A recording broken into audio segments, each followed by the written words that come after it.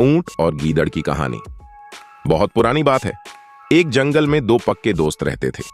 एक था गीदड़ और दूसरा था ऊंट। गीदड़ काफी चालाक था और ऊंट सीधा सा। ये दोनों दोस्त घंटों नदी के पास बैठकर अपना सुख दुख बांटते थे। दिन गुजरते गए और उनकी दोस्ती गहरी होती गई। एक दिन किसी ने गीदड़ को बताया कि पास के खेत में पके हुए तरबूज हैं। ये सुनते ही गीदड़ का मन ललचा गया, लेकिन वो खेत नदी पार था। अब नदी को पार करके खेत तक पहुंचना उसके लिए मुश्किल था, इसलिए वो नदी पार करने की तरकीब सोचने लगा। सोचते सोचते वो ऊंट के पास चला गया। ऊंट ने दिन के समय गीदड़ को देखकर पूछा, तुम यहाँ कैसे? हम तो शाम को नदी किनारे मिलने वाले थे। तब गीदड़ ने बड़ी ही चालाकी से कहा, देखो मित्र, पास के ही खेत में पके तरबूज हैं। मैंने सुना है तरबूज बहुत मीठे हैं। तुम उन्हें खाकर खुश हो जाओगे, इसीलिए तुम्हें बताने चला आया।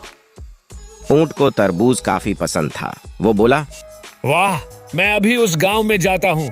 मैंने बहुत समय से तरबूज नहीं खाए हैं। ऊंट जल्दी जल्दी नदी पार करके खेत जाने की तैयारी करने लगा। तभी गीदड़ ने कहा, दोस्त, तरबूज मुझे भी अच्छे लगते हैं, लेकिन मुझे तैरना नहीं आता है। तुम तरबूज खा लोगे तो मुझे लगेगा कि मैंने भी खा लिए। तभी ऊंट बोला, तुम चिंता मत करो, मैं तुम्हें अपनी पीठ पर बैठाकर नदी पार करवाऊंगा। फिर साथ में मिलकर तरबूज खाएंगे।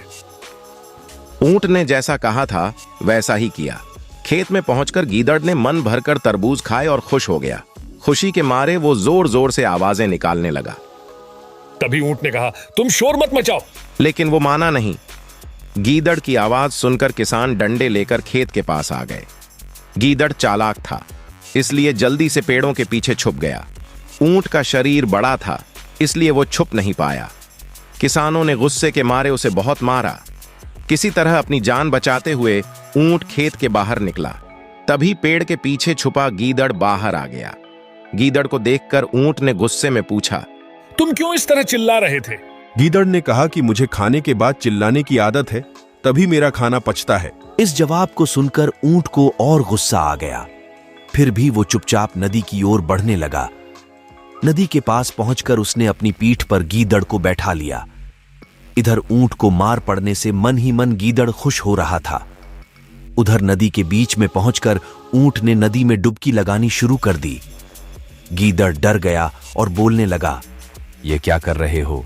तो ऊंट ने कहा, मुझे कुछ खाने के बाद उसे हजम करने के लिए नदी में डुबकी मारनी पड़ती है। गीदड़ को समझ आ गया कि ऊंट उसके की का बदला ले रहा है। बहुत मुश्किल से गीदड़ पानी से अपनी जान बचाकर नदी किनारे पहुंचा।